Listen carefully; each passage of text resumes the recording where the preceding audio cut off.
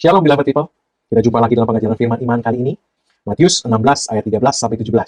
Mari kita buka Alkitab kita. Dikatakan demikian. Setelah Yesus tiba di daerah Kaisaria Filipi, ia bertanya kepada murid-muridnya. Kata orang, "Siapakah anak manusia itu?" Jawab mereka, "Ada yang mengatakan Yohanes Pembaptis, ada juga yang mengatakan Elia, dan ada juga yang mengatakan Yeremia atau salah seorang dari para nabi." Lalu Yesus bertanya kepada mereka, "Tetapi apa katamu? Siapakah aku ini?" Maka jawab Simon Petrus, "Engkau adalah Mesias, anak Allah yang hidup." Kata Yesus kepadanya, "Berbahagialah engkau, Simon bin Yunus, sebab bukan manusia yang menyatakan itu kepadamu, melainkan Bapa-Ku yang di sorga." Haleluya!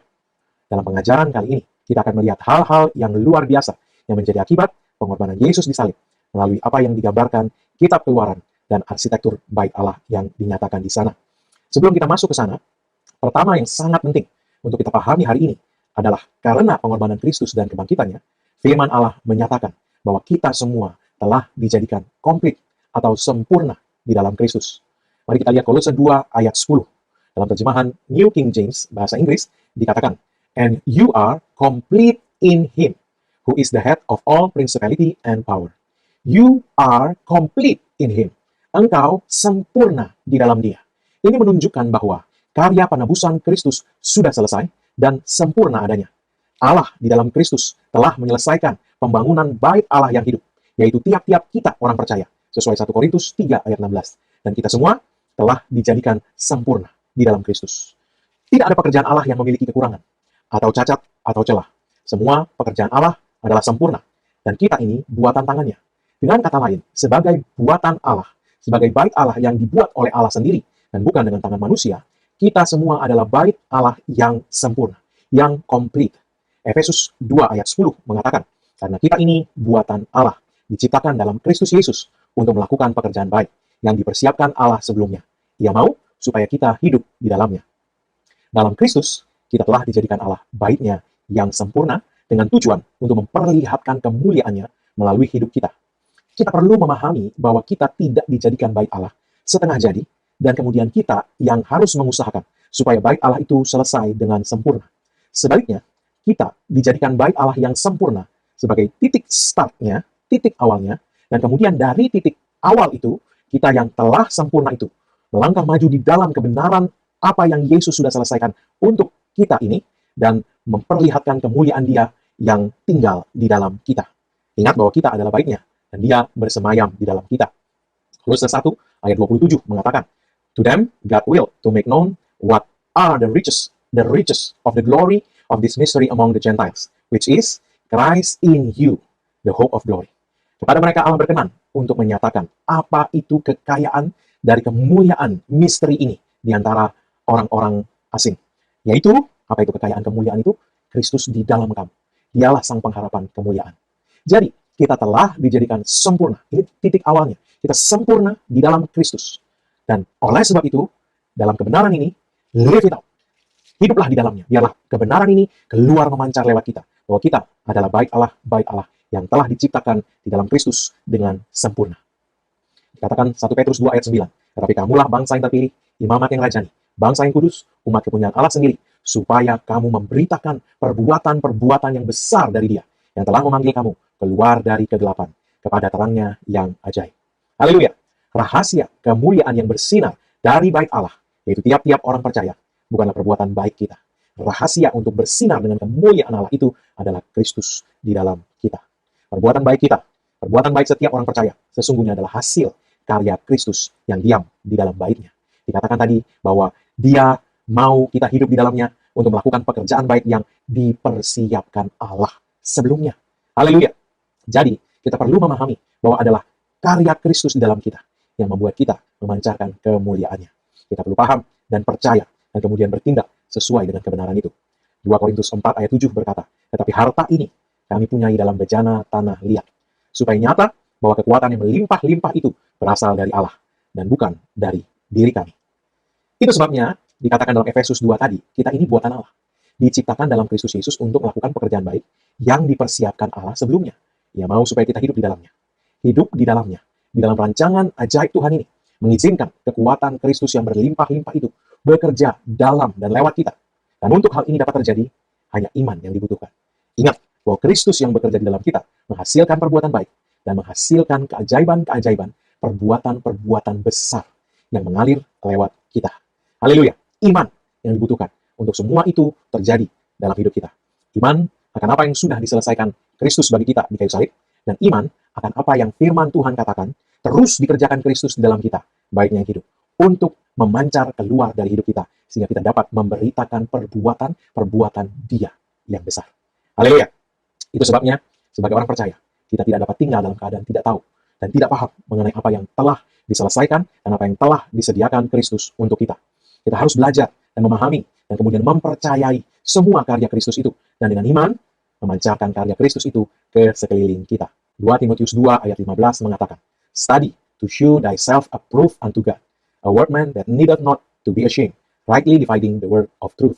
Study, belajar. Untuk apa? Untuk memperlihatkan, to show thyself approved unto God, untuk memperlihatkan sebagai orang-orang yang sudah diperkenan Tuhan di dalam Kristus, untuk memperlihatkan apa kemuliaan Kristus lewat hidup kita. Di dalam Kristus, kita telah dijadikan sempurna oleh Allah. Kita telah diperkenan olehnya di dalam Kristus. Adalah study atau belajar yang diperlukan untuk memancarkan kemuliaan Dia yang bersemayam di dalam kita itu. Haleluya. Ketika kita belajar, kita tahu kebenaran, sehingga iman kita dapat mempercayai apa yang seharusnya kita percayai. Kebenaran firman Allah, kebenaran penebusan Kristus, kebenaran kesempurnaan pekerjaan Kristus telah selesai dan terus bekerja dalam hidup kita, memancarkan perbuatan-perbuatan besar lewat kita. Haleluya. Keluaran 26 ayat 1, 2, 7, dan 14. Dikatakan kemah suci itu haruslah kau buat dari 10 tenda, dari lenan halus yang dipintal benangnya, dan dari kain ungu tua, kain ungu muda, dan kain kirmizi, dengan ada kerubnya, buatan ahli tenun, haruslah kau buat semuanya itu. Panjang tiap-tiap tenda haruslah 28 hasta, dan lebar tiap-tiap tenda 4 hasta. Segala tenda itu harus sama ukurannya. Juga haruslah engkau membuat tenda-tenda dari bulu kambing menjadi atap kemah yang menudungi kemah suci. 11 tenda harus kau buat. Juga haruslah engkau membuat untuk kemah itu tudung dari kulit domba jantan yang diwarnai merah, dan tudung dari kulit lumba-lumba di atasnya lagi. Seperti dikatakan oleh 1 Korintus 3 ayat 16, kita orang percaya adalah bait Allah yang dibangun oleh Tuhan sendiri dan bukan oleh buatan tangan manusia. Oleh sebab itu, pembicaraan mengenai bait Allah adalah sangat relevan bagi kita hari ini. Sebab lewat itu Tuhan menunjukkan kepada kita apa yang telah dikerjakannya dan apa yang hari ini menjadi bagian kita sebagai bait Allah yang hidup, hasil dari pengorbanan dan kebangkitan Yesus Kristus. Hari ini kita akan fokus melihat jenis bahan yang menjadi tudung bait Allah itu.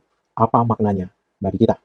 4 bahan tudung bait Allah itu adalah lenan halus sebagai bagian yang paling dalam, kemudian bulu kambing, kulit domba jantan, dan kulit lumba-lumba sebagai tudung paling luar yang menudungi bait Allah. Bagian paling luar, yaitu lumba-lumba, adalah apa yang dapat dilihat oleh semua orang ketika mereka melihat bait Allah. Yang mata mereka dapat lihat tentu hanya tenda penutup terluar yang ada di atas semua tenda-tenda yang lain. Inilah yang dikatakan murid-murid dalam ayat nas kita mula-mula tadi. Ketika Yesus bertanya kepada murid-muridnya, kata orang siapakah anak manusia itu? Yang mereka katakan dapat dilihat orang hanya luarnya. Sehingga mereka menjawab, ada yang mengatakan Yohanes Pembaptis, ada yang mengatakan Elia, ada pula yang mengatakan Yeremia, atau salah satu dari para nabi. Jadi, hanya luarnya yang bisa dilihat manusia. Kulit lumba-lumba ini bicara bagian luar yang bisa dilihat. Untuk melihat apa yang ada di dalam, kita butuh penyingkapan dari Tuhan. Dikatakan dalam Matius 16 tadi, lalu Yesus bertanya kepada mereka, tetapi apa katamu? Siapakah aku ini? Maka jawab Simon Petrus, engkau adalah Mesias, anak Allah yang hidup. Kata Yesus kepadanya, berbahagialah engkau, Simon bin Yunus, sebab bukan manusia yang menyatakan itu kepadamu, melainkan Bapakku yang di sorga. Haleluya. Demikian juga kita. Orang bisa saja tidak dapat melihat siapa yang ada di dalam diri kita.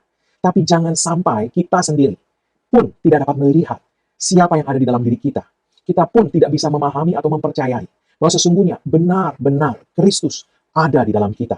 Sebagai orang percaya, Dia bersemayam di dalam kita. Dia tidak pernah meninggalkan kita. Firman-Nya berkata, sekali-kali aku tidak akan meninggalkan kamu. Sekali-kali aku tidak akan membiarkan kamu.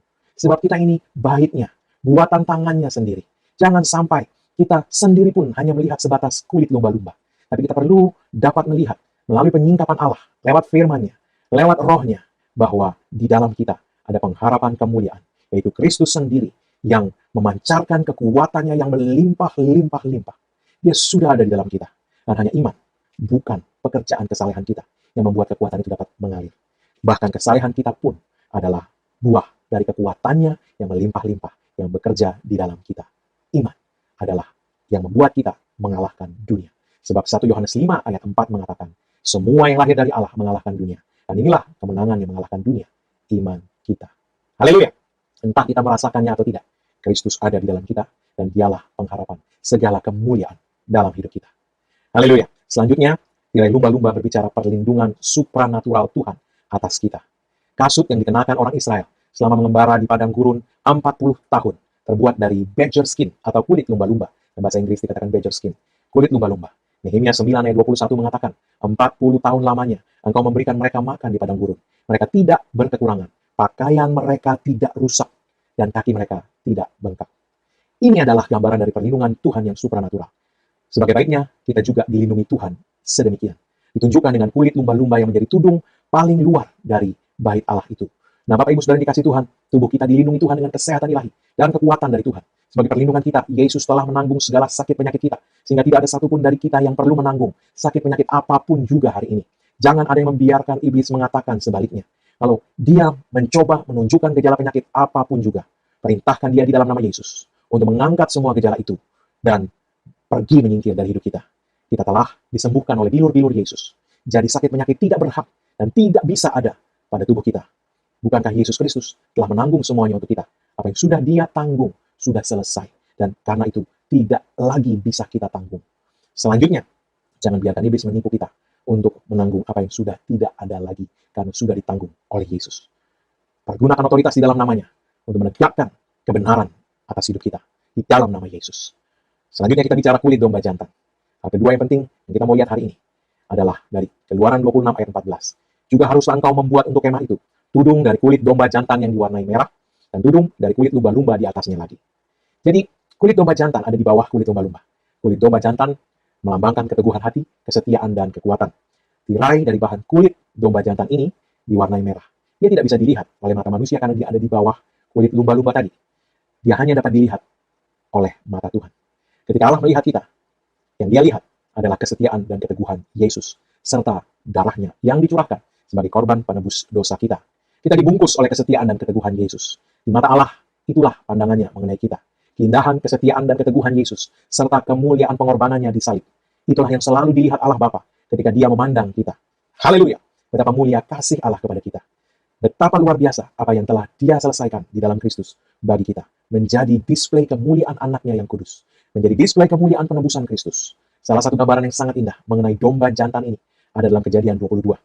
Dikatakan dalam ayat 13 Kejadian 22. Lalu Abraham menoleh dan melihat seekor domba jantan di belakangnya, dan tanduknya tersangkut dalam belukar. Abraham mengambil domba itu, lalu mengorbankannya sebagai korban bakaran pengganti anaknya. Dikatakan bahwa domba jantan ini, tanduknya tersangkut dalam belukar. Maka tetapi kekuatan domba jantan adalah pada tanduknya.